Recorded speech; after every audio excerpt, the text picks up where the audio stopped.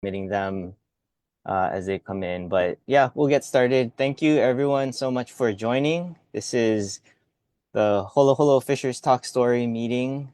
The purpose of this is just to provide an update on 2025 aquatic resource legislation. My name is David Sakota. I'm the Fisheries Program Manager with the Division of Aquatic Resources based on Oahu. We have a number of other DAR staff online and see a lot of familiar names and a lot of new names. So thank you for joining. Um, we're hoping to just encourage people to participate in the legislative process. And this is kind of a step towards that, to provide information on bills that may be relevant to you, may be of interest to you.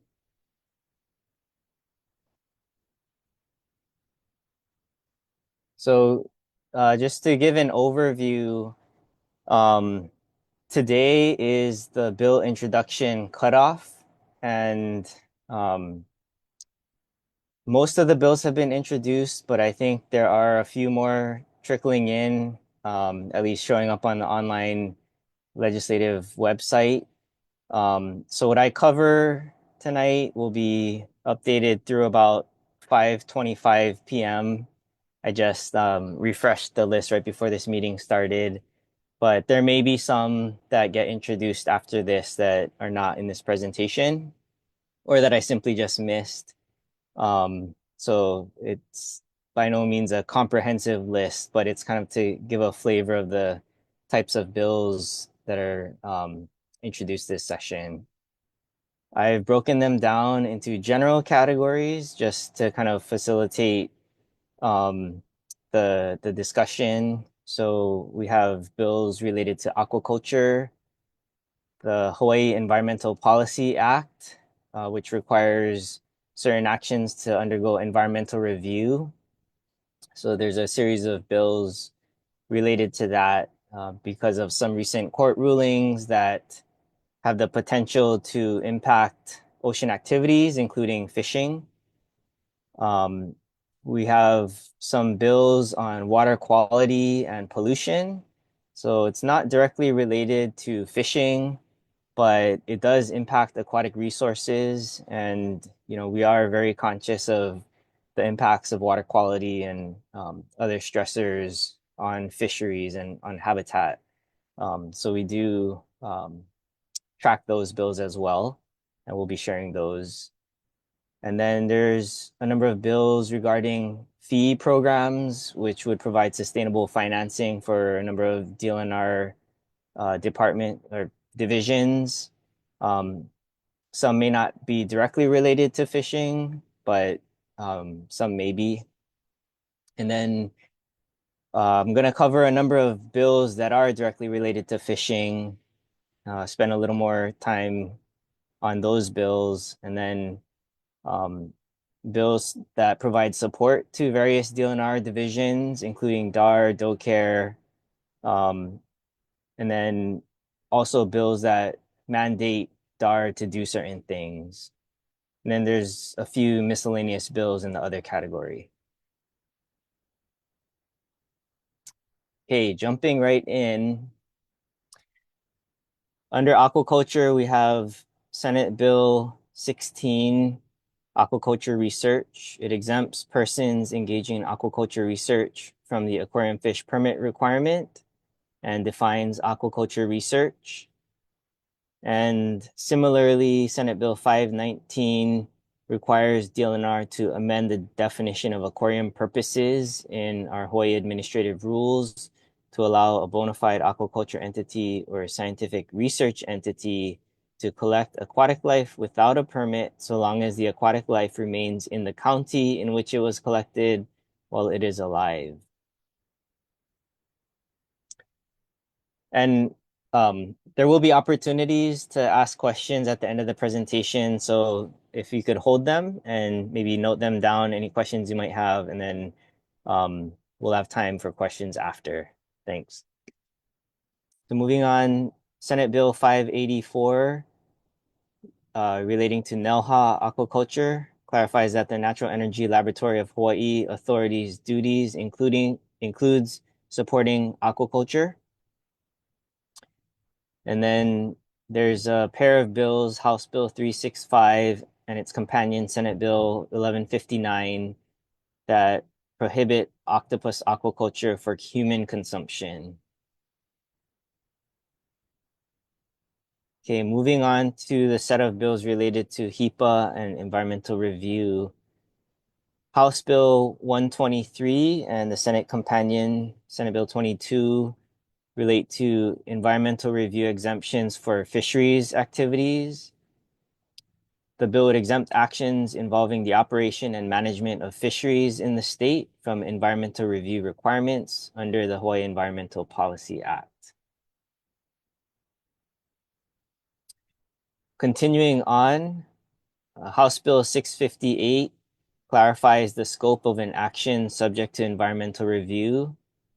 House Bill 661 permits, except in certain circumstances, a previously authorized activity challenged as being subject to environmental review to continue while the applicable agency conducts an environmental assessment, prepares an environmental impact statement, or determines whether the activity is exempt.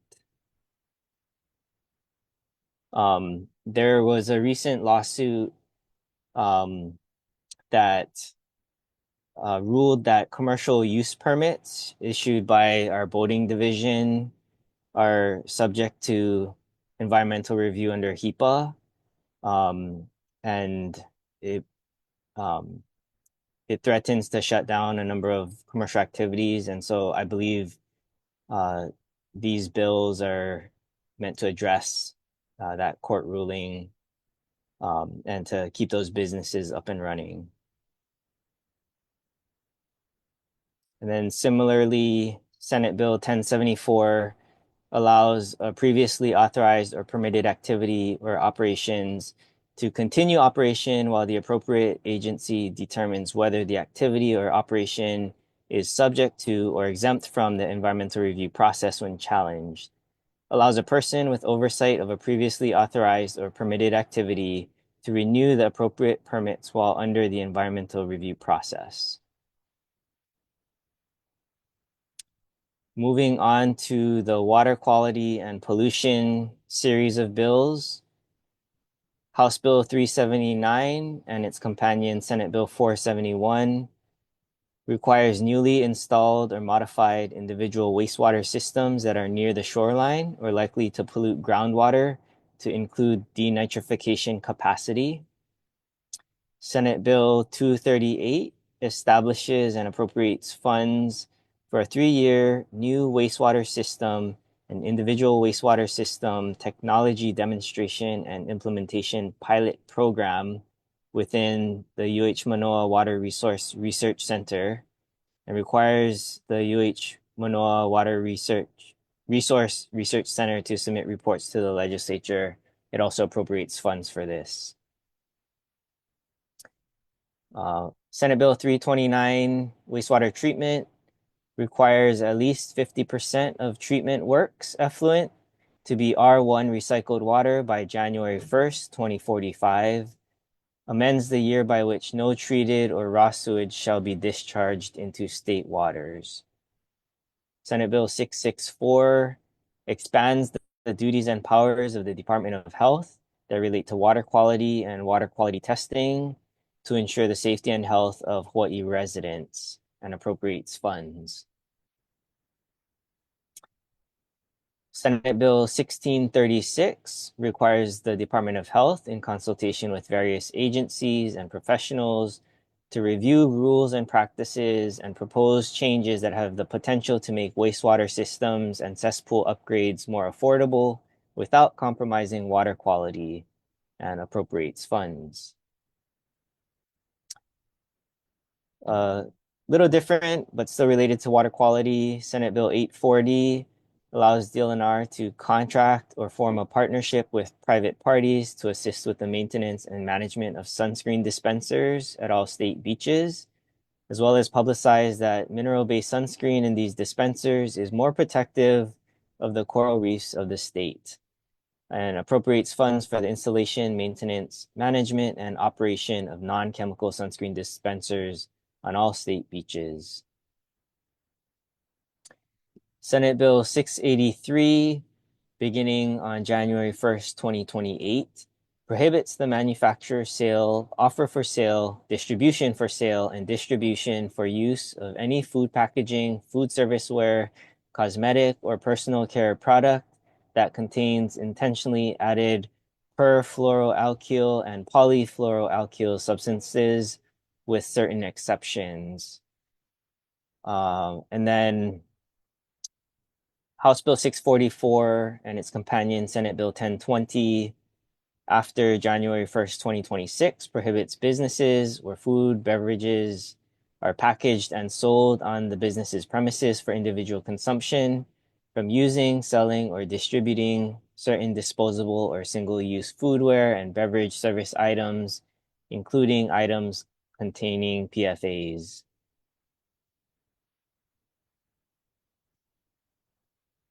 Moving on, Senate Bill 670 prohibits lodging establishments in the state from providing personal care products packaged in small plastic containers in any sleeping room accommodations, space within sleeping room accommodations, and bathrooms used by the public or guests, and establishes civil penalties. And Senate Bill 1551 bans businesses from providing single-use plastic bags and non-recyclable paper bags to customers and assesses a fee that businesses shall charge for allowable bags provided to customers, establishes penalties. And then there are a number of cesspool bills under this water quality category. I'm not gonna go through all of them, but the numbers are listed here. House Bill 879, Senate Bill 958, Senate Bill 1504, Senate Bill 212, Senate Bill 472, Senate Bill 542, Senate Bill 675, House Bill 1404, and House Bill 1421. And most of these bills relate to financing for cesspool conversions or research to do cesspool conversions or changing dates for cesspool conversion deadlines. Again, not directly related to fishing, but definitely related to water quality, which impacts the marine environment. I see a hand up. If you could just hold your question until the end of the presentation, and then we'll have a time for question and answer. David, also, if you want to put any questions that you have in the chat, I can make sure that we address them later. Yeah. So go ahead and if you have a question you want to put in the chat, just to make sure it's recorded and we can address them later, you can go ahead and do that. Okay. Moving on to fee programs. So Senate Bill 1164 establishes the Environmental Stewardship Fee Program within the Department of Land and Natural Resources, through which the DLNR shall, after July 1st, 2027, collect a fee from visitors for a license to visit a state park, forest, hiking trail, or other state natural area, and establishes the Environmental Stewardship Fee Special Fund, requires a report to the legislature, and appropriates funds. There are a couple other bills that are very similar to this, and I'm going to try to highlight the differences. So the next one is House Bill 1139 and its Senate companion, Senate Bill 1458. Similarly, it establishes this environmental stewardship fee program, but in addition, it establishes the Environmental Stewardship Commission to make recommendations to the Board of Land and Natural Resources regarding the use of revenues in the special fund. And then we have one more, and And the difference with this bill, Senate Bill 673, is that it allocates a certain amount of the transient accommodations tax, the TAT revenues, to this new environmental stewardship special fund.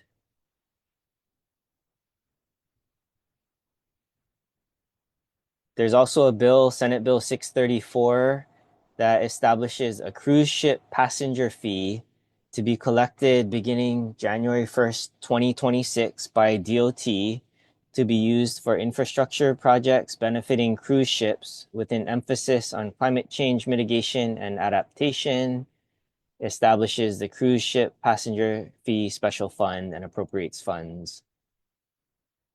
And then finally, the Ocean Stewardship Special Fund, Senate Bill 1019, authorizes the Ocean Stewardship Special Fund to be used for planning, development, designing, or implementation of beach restoration projects, including the awarding of grants to nonprofit organizations for beach and nearshore environmental cleanup. So that's an existing special fund managed by DAR, and this legislation would propose to expand the uses of those funds. Okay, moving on to, I think, what most of you came here tonight for, the fishing bills. House Bill 266, fishing in designated surf locations. This bill clarifies that surfers have the right of way in designated surf locations to be determined by the DLNR, authorizes penalties for fishermen who violate this section, requires DLNR to implement a public education campaign, erect clear signs, and create a designated surf location map. So I believe the intent of this is to reduce user conflicts between surfers and fishers. The next one, House Bill 1347, drone permits, establishes within DLNR a permitting system for the use of unmanned aerial vehicles in the taking of aquatic life, repeals the prohibition on the use of unmanned aerial vehicles in the taking of aquatic life, and provides a timeline for the implementation of the permitting system. Okay, next. House Bill 360 and its companion Senate Bill 1262 establishes bag limits for kala, nenui, and uhu around the island of Oahu. So the proposed bag limits are 2 kala, 4 nenui, and 1 uhu per person per day on Oahu. In addition, the bill proposes no take of spectacled parrotfish, also known as fantail uhu, and it requires the division to conduct population assessments of these fishes and report to the legislature every 2 years. And this would sunset after 10 years on June 30th, 2035. The next one, Senate Bill 244, would prohibit commercial sales of parrotfish that have been caught by spearing, and also prohibits the spearing of parrotfish in state waters after sunset or before sunrise. So night spearing of parrotfish. Senate Bill 839 establishes a criminal penalty and monetary fines for aquarium fishing violations. It clarifies that each fish or aquatic life specimen taken in violation of certain fishing laws regarding aquarium fish and the possession and use of prohibited explosives, electrofishing devices, and poisonous substances constitutes a separate offense. And then Senate Bill 510 directs DLNR to adopt rules lifting the moratorium on fishing in the Lapakahi Marine Life Conservation District. Moving on to the bills that relate to DLNR support or mandates. House Bill 86 appropriates monies to DLNR for the establishment of 1 full-time equivalent permanent Makai Watch coordinator position. The current Makai Watch Coordinator position is a contract position, so this would establish it as a permanent state civil service position. House Bill 506 appropriates funds for equipment for the Oahu branch of DoCare. House Bill 1220 and its companion Senate Bill 1072 appropriates funds to support efforts of the Division of Aquatic Resources in the removal of the Manhano anemone from Kaneohe Bay. And this is a new invasive species that we're trying to get under control before it spreads and causes broader impacts to the bay or beyond. There's a pair of bills, well, actually three bills, House Bill 913, Senate Bill 19, and Senate Bill 1084, which appropriates funds to establish 9 positions within the Division of Aquatic Resources. So those positions are 2 aquatic biologists for permitting and environmental review, 1 aquatic biologist for environmental response to emergencies, 1 aquatic biologist for aquatic invasive species, 1 aquatic biologist for non-commercial fisheries, and 4 positions, so 2 aquatic biologists and 2 fishery technician positions for Molokai. Senate Bill 246 requires DLNR to conduct a study on the populations of coral reef herbivores around the island of Oahu and an analysis of policies and strategies to increase the populations of coral reef herbivores around Oahu in consultation with the NOAA Pacific Islands Fisheries Science Center and other experts, and requires a report to the legislature. It also appropriates funds for this.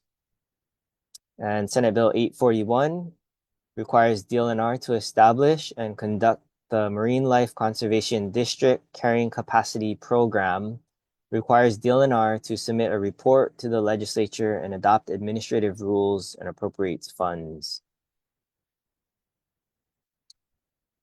And wrapping up with other miscellaneous bills, there's a pair of bills, House Bill 49 and Senate Bill 1021, that bans the keeping or breeding of cetaceans in captivity except in certain circumstances.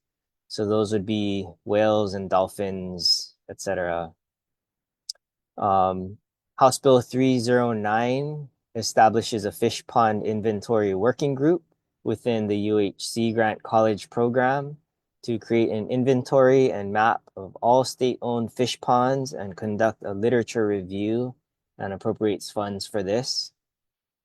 And finally, House Bill 345 and its companion Senate Bill 1082 establishes the Opai Ula as the state shrimp to protect ancholine pool ecosystems throughout Hawaii. Real briefly, you can find all of these bills and a lot of information about those bills, like who introduced them, what committees they're assigned to, when the hearings will be on the Capitol website, www.capitol.hawaii.gov. You can see the URL at the top of the slide. And there's a feature bill or status measure, bill status measure status search. And you can type in any of the bill numbers and search by number, or you can also do a keyword search and search by keyword. There's also features on here that allow you to make your own list of bills to track, and you'll get notified whenever those bills have a hearing. So there's a lot of features that enable you to participate and just make it easier. So I encourage you to check out this website, get familiar with it, and get involved because, as a department, we try to represent the interests of our stakeholders, of fishers, but it's even better when legislators can hear directly from you folks, from the public. So with that, I've just given a overview of legislation. Again, it's not comprehensive, but we tried to be as thorough as possible. We haven't indicated our position for or against any of these bills. Um, and the intent of this is not to advocate for anything, it's just to provide this information and encourage you to do your research and form your own opinion and provide your testimony. With that, I can open it up to questions. Uh, Before we go to the hands, well, let's go to the hands.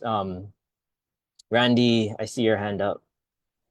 David, do you want me to continue the recording for questions as well? Um, sure.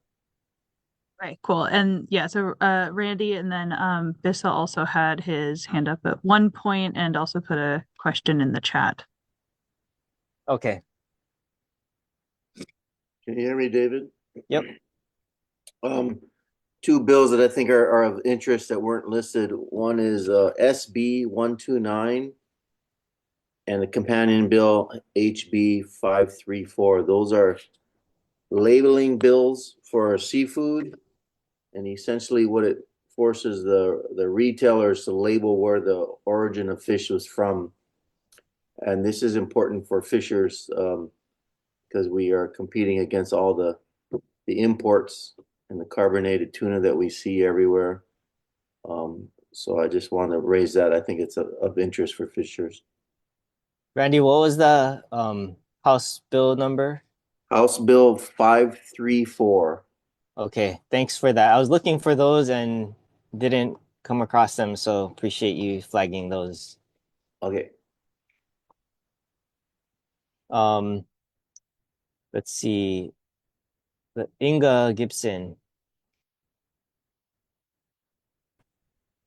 Hello, David. Hi, everyone. I wonder, so are any of these DARS bills? Did you all have any one, are they any of your bills specifically at your request? And then also, did you have input on any of these bills? Meaning communications with legislators in their drafting of these bills? Because I know you said you don't have a position now, but as session gets started, it oftentimes turns out that DAR advised these legislators. So I meant to ask earlier, so you don't have to go back through all the bills. I have some of particular interest if you all were involved with, or if the answer is you haven't had any involvement in any of these bills. Um, so for purposes of this presentation, um, we're not sharing our position because we don't want to influence anyone's opinion. This is for information, but we will be taking a position, or uh, I should say, we may be taking a position, or we may just be offering comments on many of the bills that I've mentioned tonight, not all of them. Um, and we have been consulted by members of the public as well as by legislators in their drafting of some of these bills. And I'm not gonna go into detail, but we have been consulted. Happy to talk offline about specifics, but none of these are actual DAR bills in terms of being a part of the governor's administrative package. We have not introduced any officially.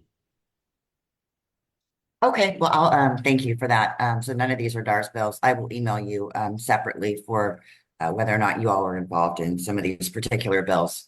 Thank you. Okay, thank you.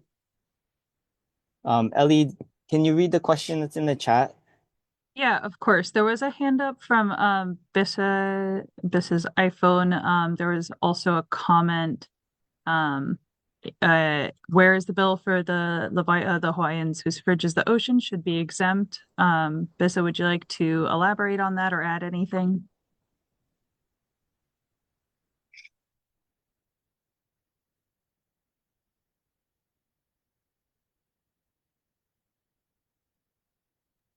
I think you're still muted if you're speaking.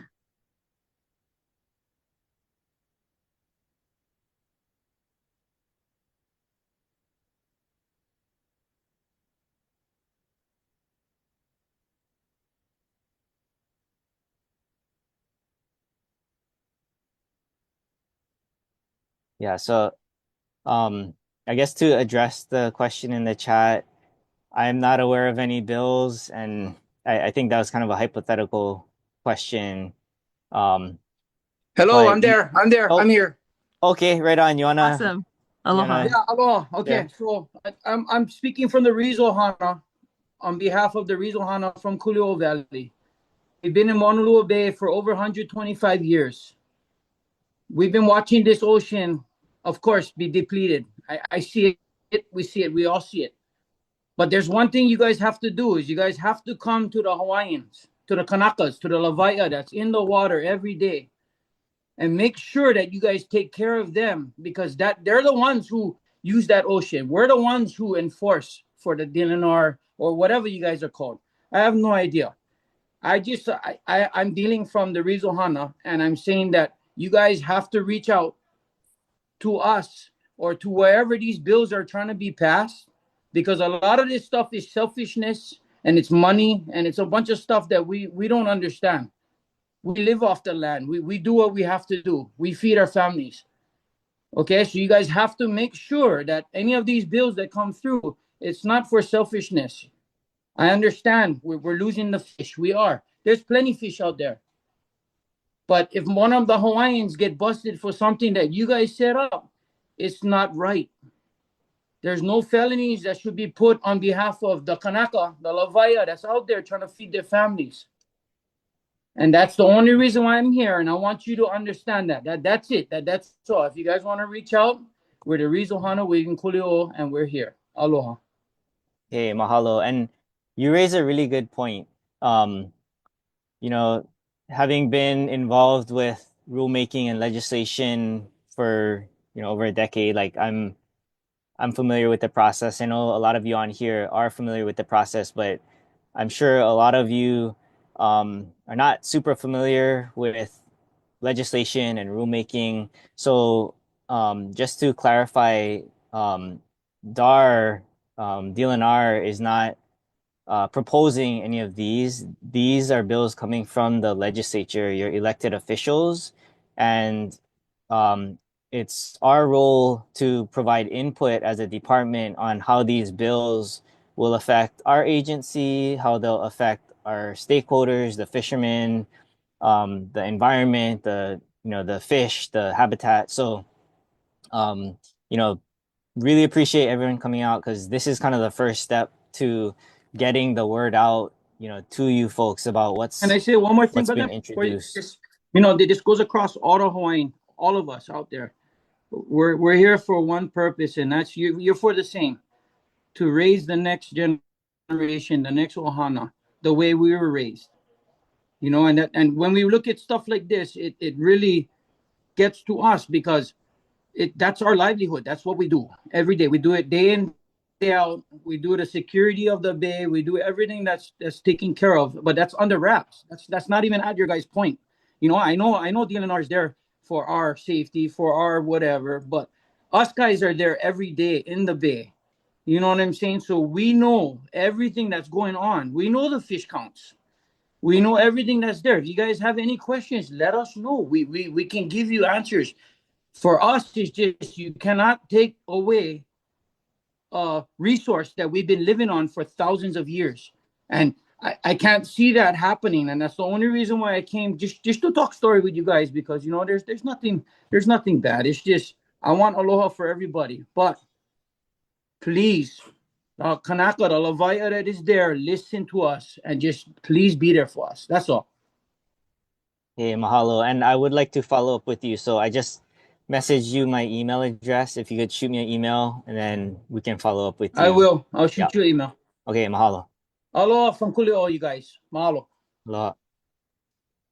Al- Ellie, you want to run through some of the other questions in the chat? Absolutely.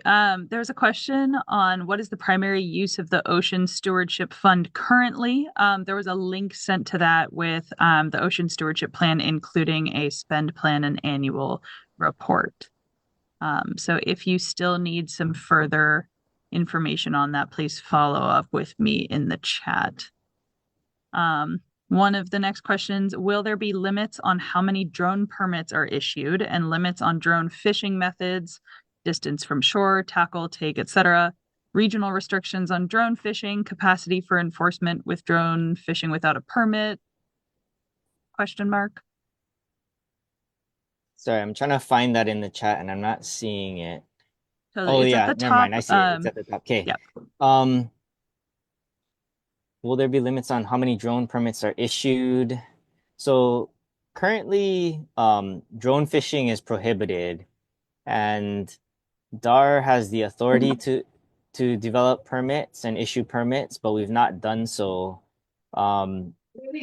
We the way we would do it is to go through the rulemaking process and get input on where permits should be issued, or if there's maybe certain circumstances under which permits would be issued, but we haven't had the capacity to do that yet because we've been doing a whole lot of other rulemaking. If this bill passes, it would kind of force us to do this permit system and provide a timeline. But again, we'd still have to go through the process and go to public hearing and get input. So that's kind of where we stand now. Drones are currently illegal for fishing. So sorry to follow. So it wouldn't just automatically open up drone fishing without that public input, and you could enforce all these restrictions? Yeah, the way the bill is written, it provides a pretty tight timeline, and I think it anticipates a permit system being rolled out by June 2026. In reality, that timeline is way too tight, and we'd never make that timeline. But theoretically, if we went through the process, we'd still have to get public input on it. Okay, thank you. Okay, good question. Thank you. Next question was, could attendees get an emailed version of what bills were presented on the screen here? I know we have the recording Yes. we're going to be putting on our YouTube, but are you planning on sending So- anything else out? So we will post a PDF copy of this PowerPoint presentation on our website. And then on our DAR YouTube channel, we'll post the recording of this presentation as well.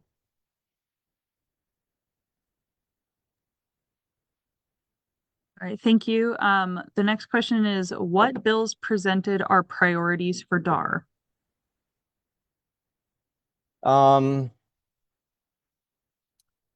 I don't have like a specific priority list. But I would say, the bills that affect our operations, whether it's like providing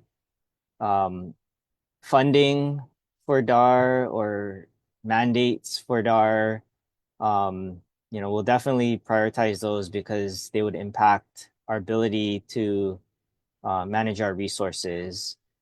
And other priorities are bills that would impact our stakeholders. So fishers, ocean users. Sorry, this is kind of vague. The bills that are primarily directing other agencies to do things like Department of Health with water quality, those are maybe a little lower priority because they're other lead agencies.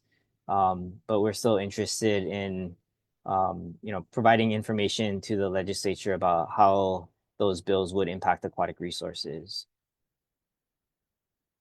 Sorry, that's kind of vague, but I don't want to go into too much specifics right now.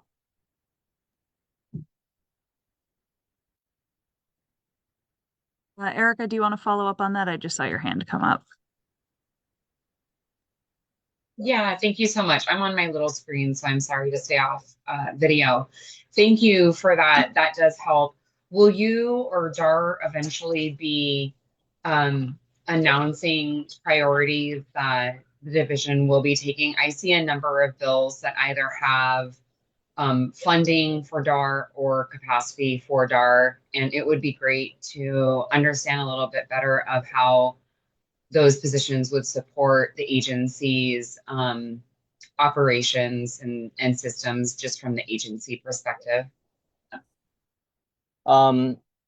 So we have an internal list of bills, and some of these bills that I've gone through, we're planning to provide testimony on. And as those bills get scheduled for hearing, we will be submitting testimony on behalf of the department, and you're free to read that testimony. It's posted on the Capitol website publicly, and we'll be showing up to the committee hearings and standing on that testimony or providing our testimony. So that's kind of, I guess, when you'll get a sense of which bills the department is taking a position on. Then other bills that are more indirectly related to us, we're just monitoring to see if it would impact our operations, or if there's a reason for us to provide information to the legislature to help them make a good decision on a bill. But we don't plan to prepare testimony at this point on those bills. And so yeah, we don't give out or we don't prepare like a public priority list of bills that we're tracking and testifying on.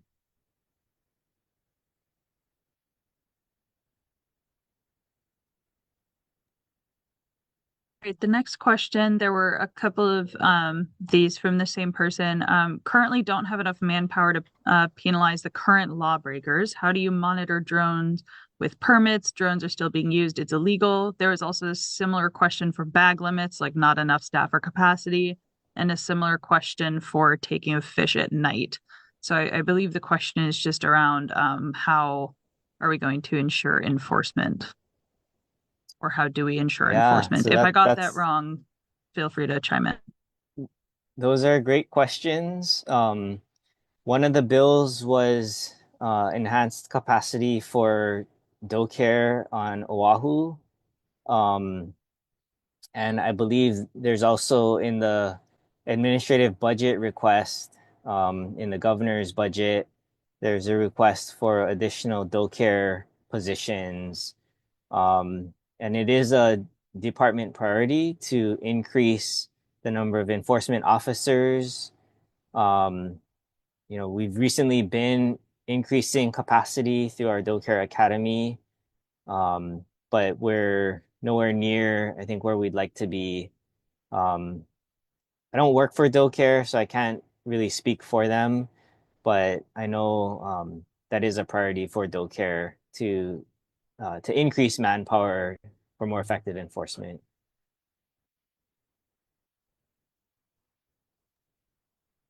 The next question in the chat was, so for HB 360, SB 1262, there's no take of spectacled uhu except for commercial ? Is that correct? So that's that's nuanced because currently the current state rules is there's a 2 uhu bag limit, but there's an exception for commercial uhu permittees that have CMLs, and they're not subject to the bag limit, but they're subject to a restriction where they can only take the red lip uhu or the whiptail uhu. So currently, there's no commercial catch or sale of spectacled uhu or pananu or any other species. So hope that answers your question. The spectacled uhu would be no take for both commercial and non-commercial.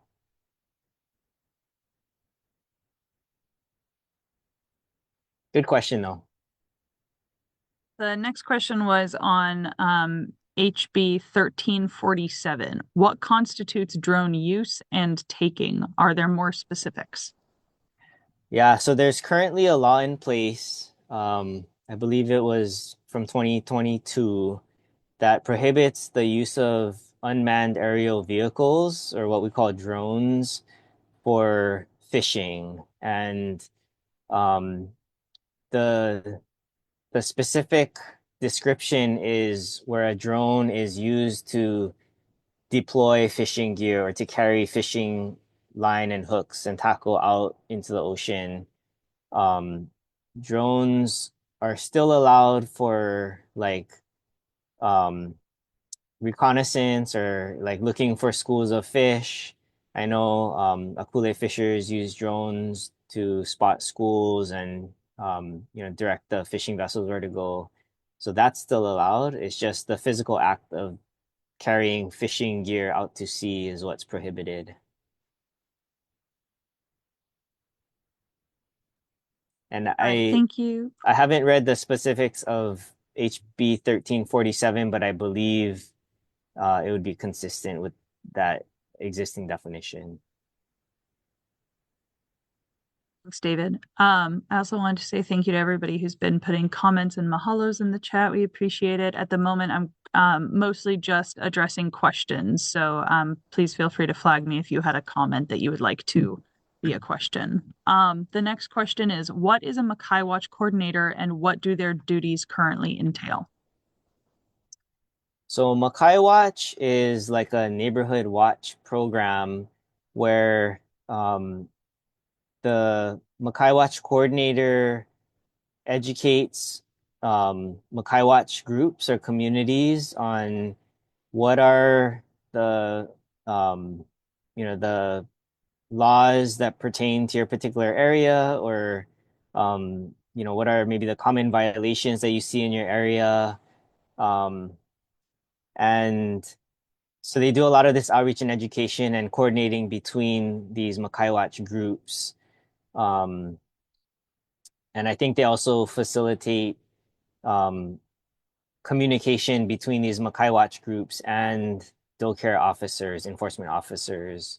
So there's a state Makai Watch coordinator that works for the state, but then there are also some community Makai Watch coordinators, which kind of coordinate Makai Watch activities like outreach and education in their community. And I think we might have one of those on the meeting, but I'm not going to put you on the spot. But that's kind of the the gist of what they do. They kind of support community monitoring and reporting of violations to improve DoCare's ability to enforce the rules.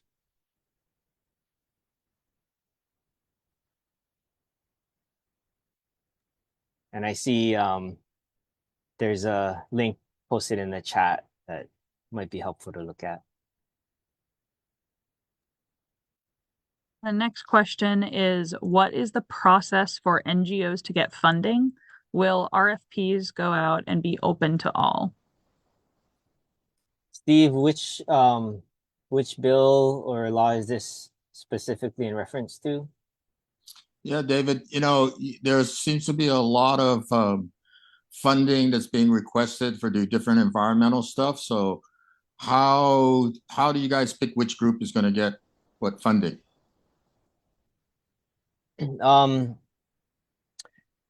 So a lot of these, like what comes to mind are like the stewardship fee programs.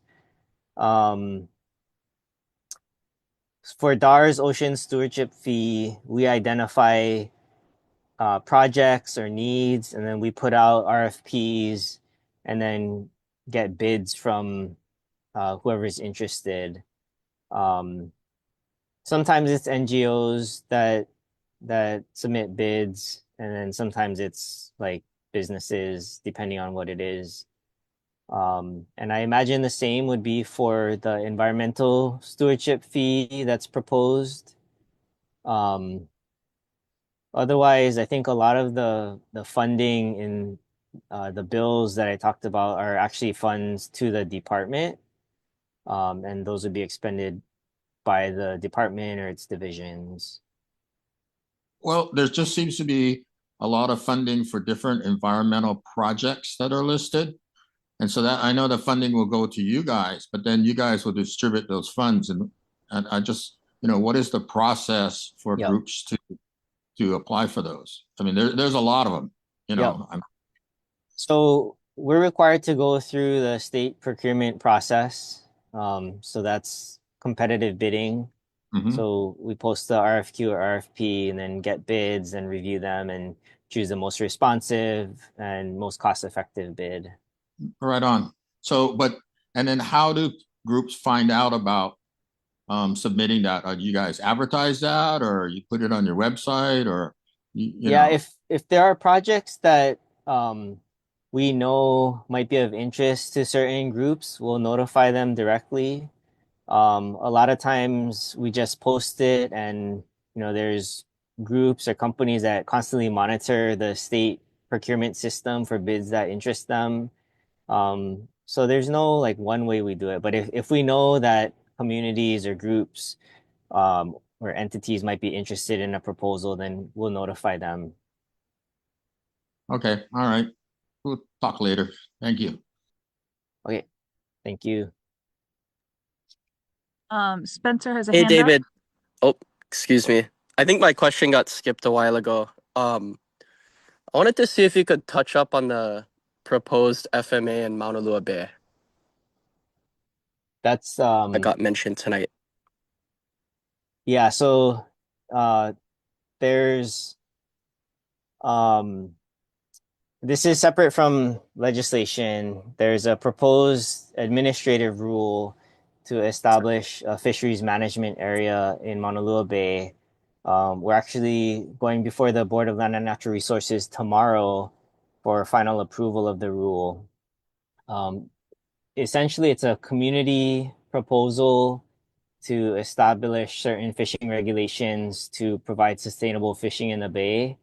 The biggest regulation would be a no night spearfishing provision. So that's 30 minutes after sunset to 30 minutes before sunrise.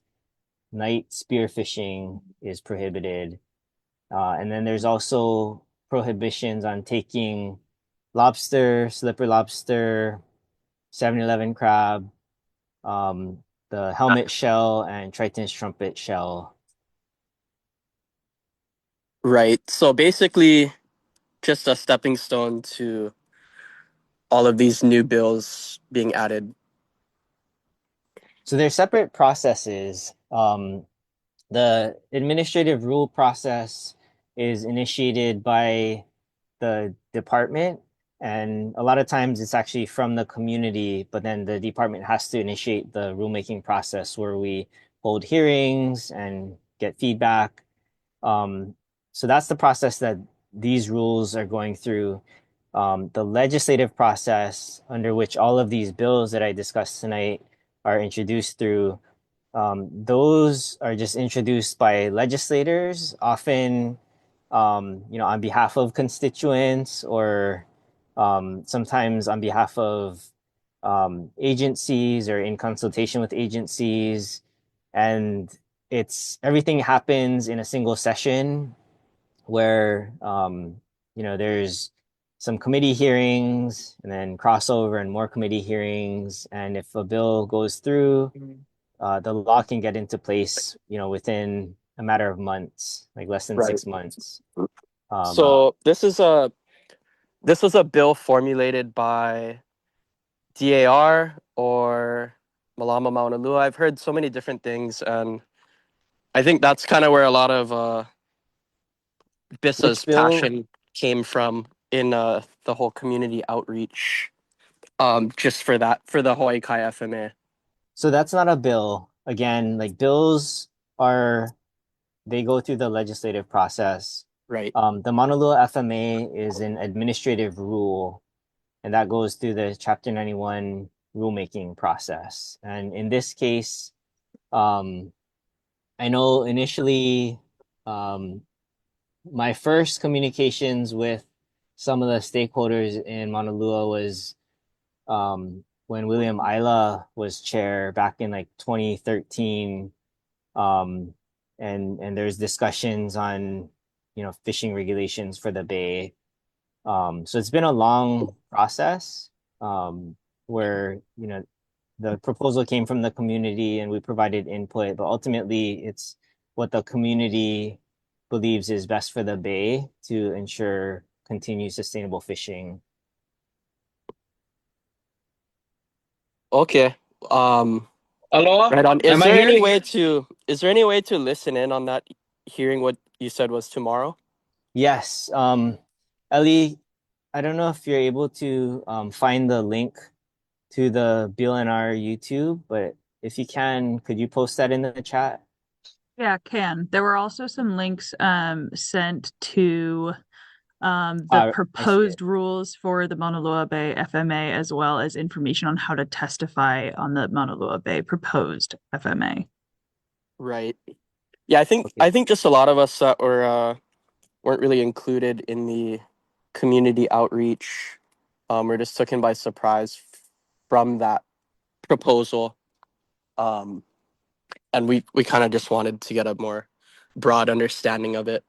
If I remember correctly, the outreach that you guys did at Kalani High School, I believe, it was kind of just members of Malama Mauna Lua, and I don't know. I didn't hear about it. A lot of other of my fishermen friends and uncles didn't hear about it. So yeah, thanks for that. Just wanted to get more info on it. Okay. Yeah.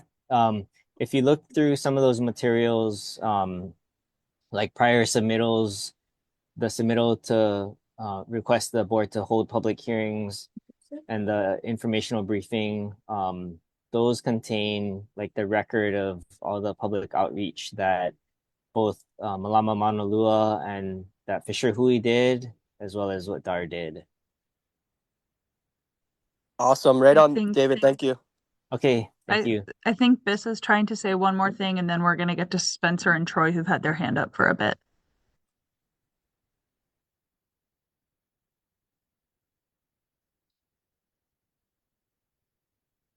So what was that, Ellie? I think Bissa was trying to say something. I wanted Oh, to Bissa, okay. give them space to tap in, and then we'll go to Spencer and Troy, who've had their hand up for a bit. Okay. Bissa, did you want to add anything?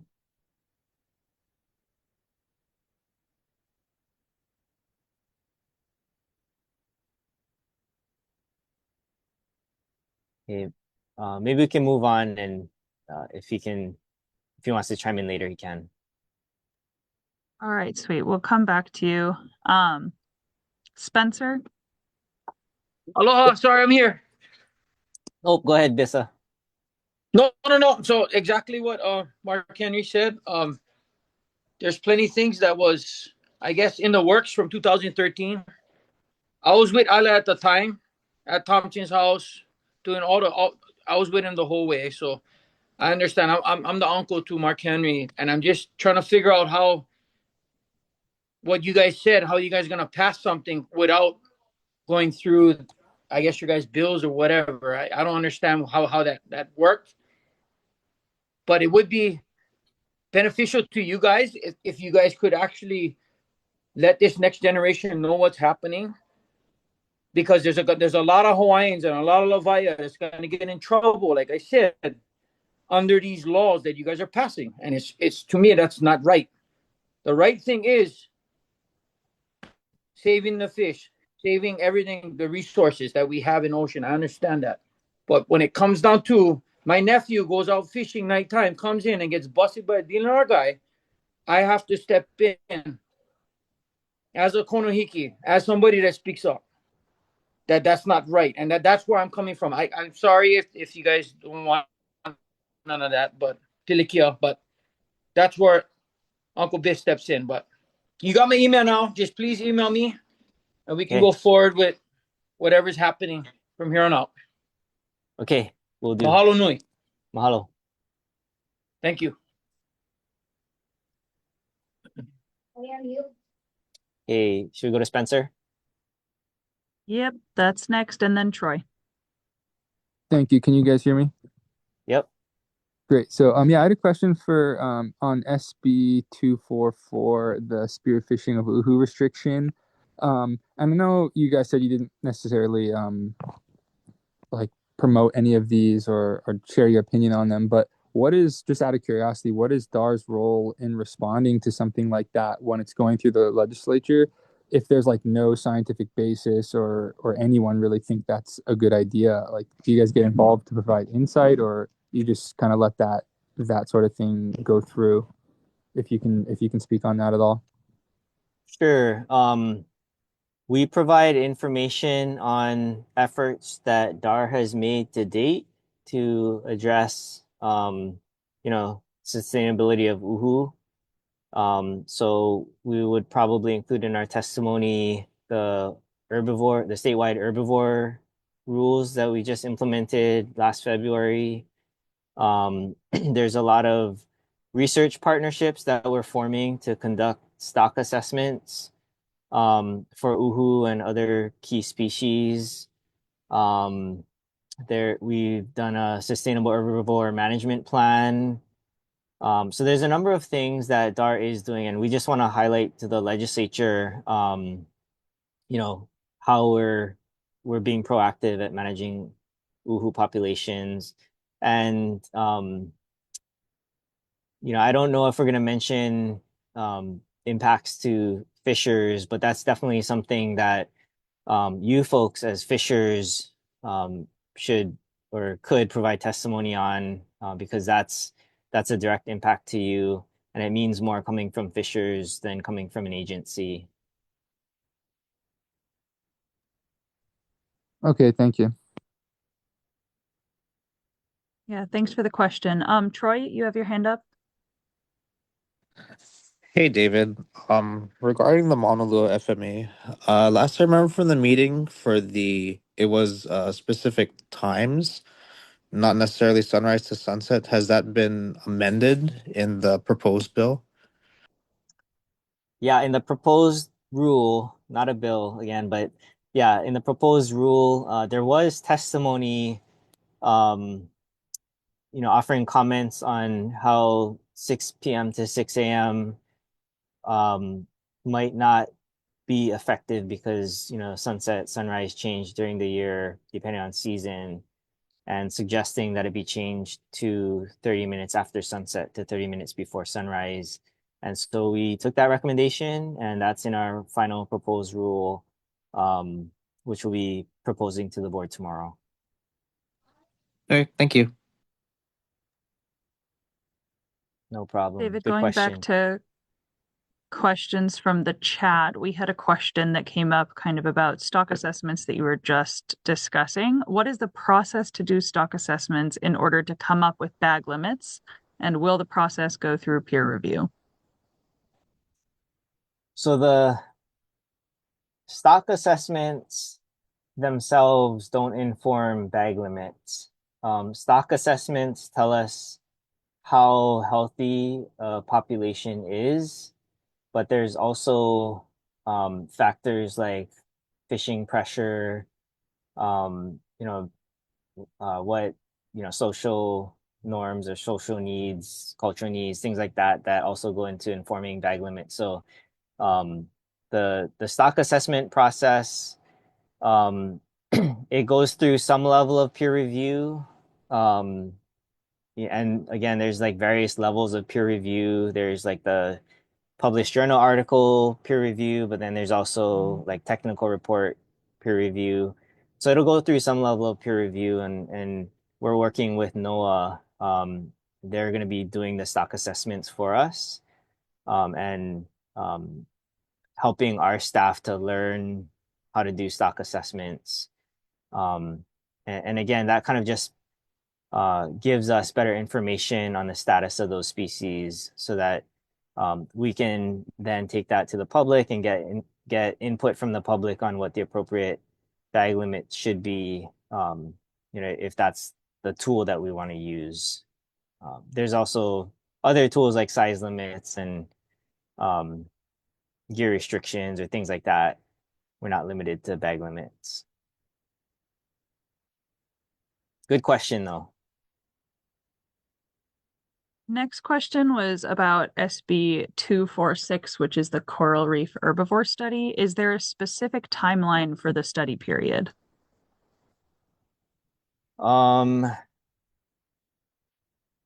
Let me check.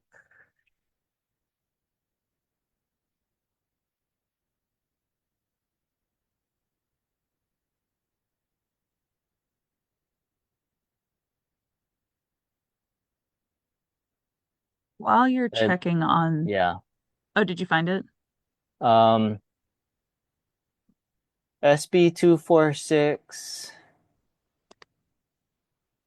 says the department shall submit a report of its findings and recommendations, including any proposed legislation, no later than December 1st, 2025. I'll add that there was a resolution to the same effect introduced and passed last session that required us to do a study and submit a report 20 days prior to the beginning of this session. And that report is posted both on the DAR website. So if someone from DAR could post a link to that, and I believe it's also on the legislative website. But there are limitations on what kind of studies can be done in less than a year. Definitely not stock assessments. But we did submit a copy of our herbivore management plan and explain other measures that we're taking to ensure sustainability. So if this bill passes, I don't know what, in addition to what we've already done, could be done within less than a year. But we are working with NOAA to do some stock assessments. It might take, a year or two to get those final results.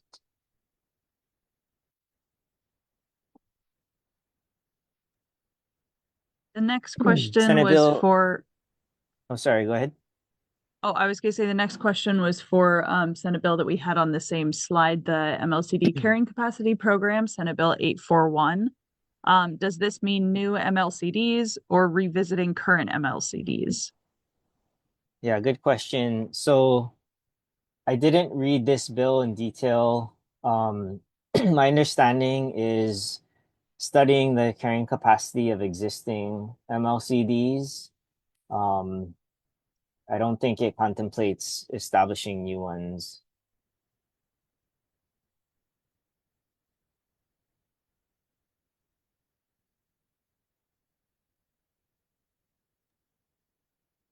Another question back when you were talking about proposals for funding that goes out, is that the VSS system?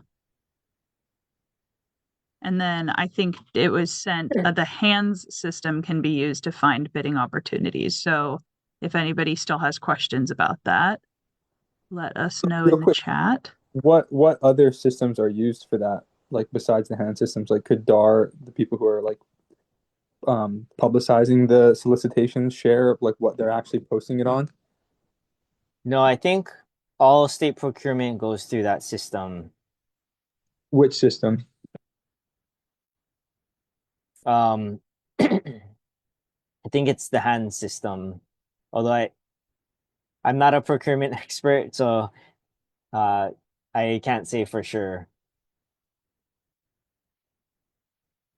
Chris, sorry, Chris has his hand up. Maybe you want to respond. Chris is our aquatic biologist for the Kona district. Hey David, hey everybody. Yeah, so all of our you know, large procurement things will go through the hands system because that's the statewide level. The VSS one is specifically to the city and county of Honolulu. So our stuff wouldn't go up on that system. It would go out on hands. You can find more information on that hands website that I linked to. And then there's additional info on the HiPro site, which is the Hawaii electronic procurement system. So I'll put a link to that as well. Thanks, Chris. Rory, you've got your hand up again.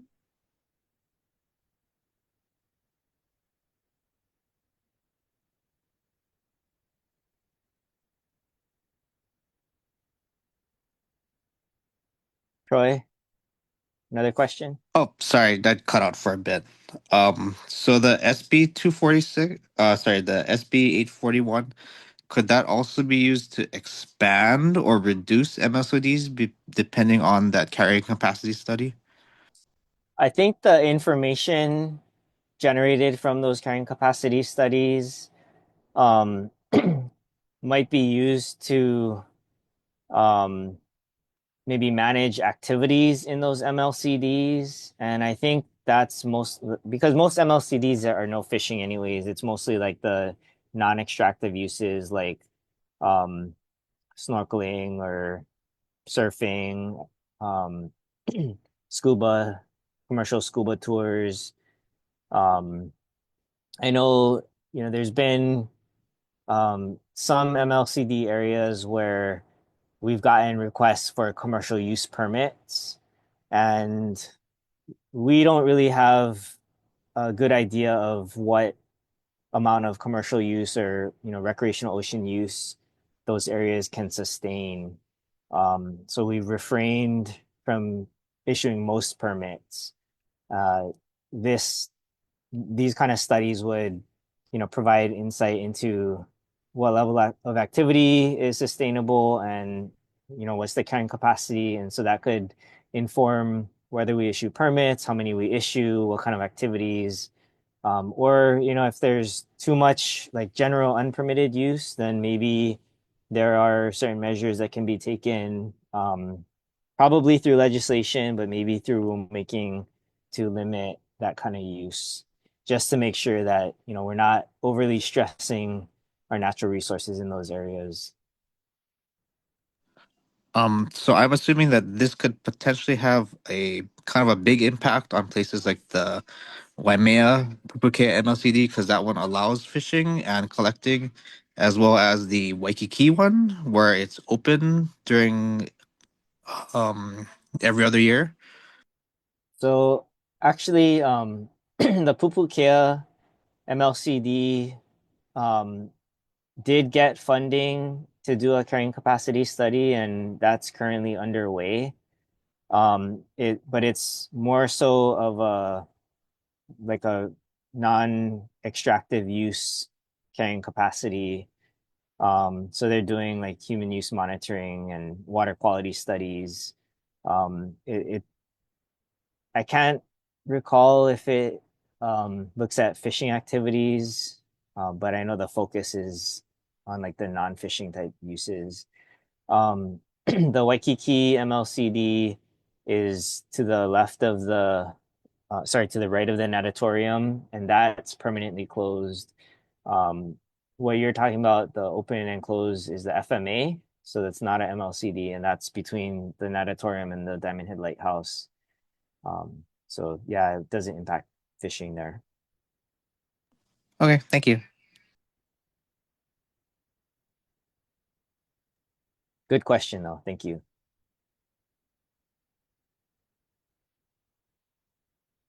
David, there was also one more comment in the chat about making sure that Levi are given enough information in a timely manner to give their mana'o before passing bills. I wonder if maybe you want to take some time, one more time, to explain the difference between the bills that we're talking about today and the rulemaking process. um, I I wholeheartedly agree with this comment. You know, a lot of times we see legislation, which comes from the legislature that seek to establish specific regulations like closed areas or bag limits or gear restrictions. And the problem with the legislative process is it happens so fast. There's 48 hours notice of a hearing, and it can come and go before many people are aware. And so there's not a great opportunity for public testimony, especially for Lavaia who are, on the water or, busy doing other things during the week. So our general position is that, those types of regulations that would affect fishing practices should ideally go through the administrative rulemaking process where we announce public hearings 30 days in advance. We do, announcements on our website. We do direct notifications. And even before that, we do like scoping meetings, informal scoping meetings to let people know what we're thinking and get feedback. It's a much more transparent process. It takes longer because of that, but um, we try to go to where the fishers are to get input. Um, so you might see that in our testimony on some of the bills that, while we appreciate, bills, like we prefer to utilize the public hearing process. So yeah, that's kind of there is good uses of legislation, and a lot of it is like providing funding for the department or providing legal authority for the department to regulate certain activities, or even to limit the department's authority to regulate certain activities. So, there's a place for legislation and a place for rulemaking, and just to reinforce that, we agree. The VITA input on laws that affect them is really important. And that's, the primary reason we're having this session tonight.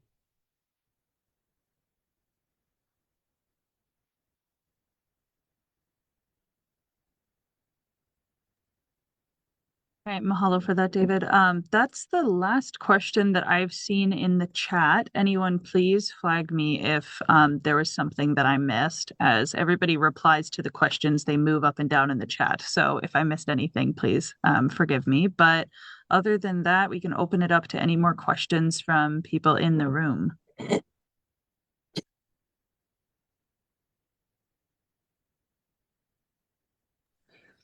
I had a quick question. How does DAR approach like the enforcement side of things with collaboration of like HFD or other state HPD or other state agencies? Like, do they get involved at all, or is it all DAR enforcement officers? So actually, DAR is not an enforcement division. So DoCare is our enforcement division. And DoCare, I believe, does partner with HPD as well as the county PDs on the different islands, as well as federal enforcement. But we don't directly get involved in like the field enforcement. There is some enforcement that we do with like issuing citations for like fishing report violations or things like that, but primarily it's still care.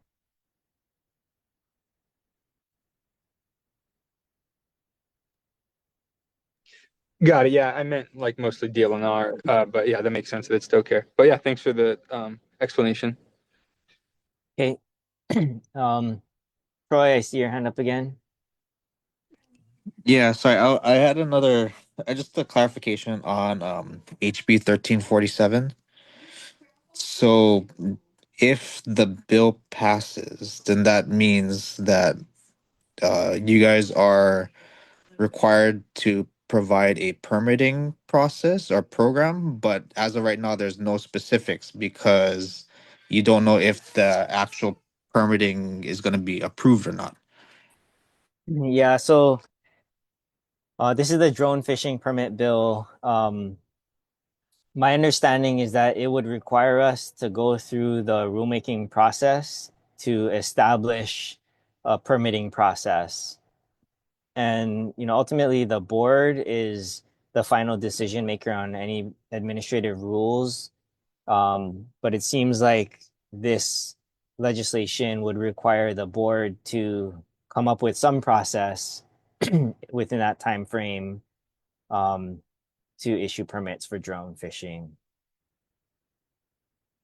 And the specifics of like the conditions of the permit, where permits would be allowed, if there's like gear labeling requirements, etc., like that would all come out through that rulemaking process to establish the permit process. Okay, thank you. All right, no problem. Randy? I just have an observation and a comment. I've been involved with state fisheries for over 35 years. It seems like DoCare is getting more and more distant from the fishers and from the rest of DLNR. So like when you have a public meeting like this, it used to be that they would be on the meeting and can answer the questions about enforcement. And I've noticed in the last, I don't know, years that even when they do show up, they're not really authorized to answer a lot of the questions. So just a suggestion, when you hold a public meeting, maybe they should be part of the meeting, because they play an important role in the management of the fishery. And yet we just don't hear from them or see them. And I say that as someone that's participates in a lot of these meetings. It's just an observation I have. So maybe take that. I don't even know if Ian shows up to a lot of the meetings anymore. So That's good feedback. Thanks, Randy. Sorry, thanks, Randy. All right, any other questions, comments?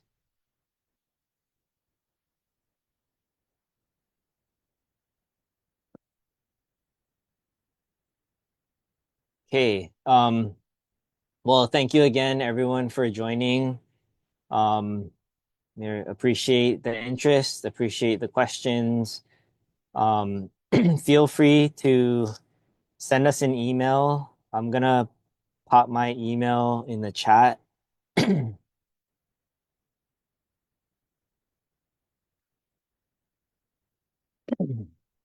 Feel free to send me an email if you have any questions, or if you want a copy of the PDF copy of the PowerPoint presentation. Once it's up on the website, I can send you a link, and then also the link to the video recording of this.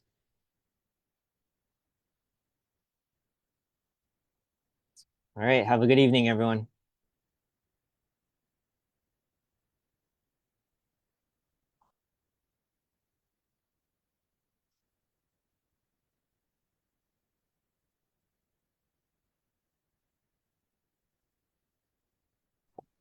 Okay, thanks, David. Good night. Good night.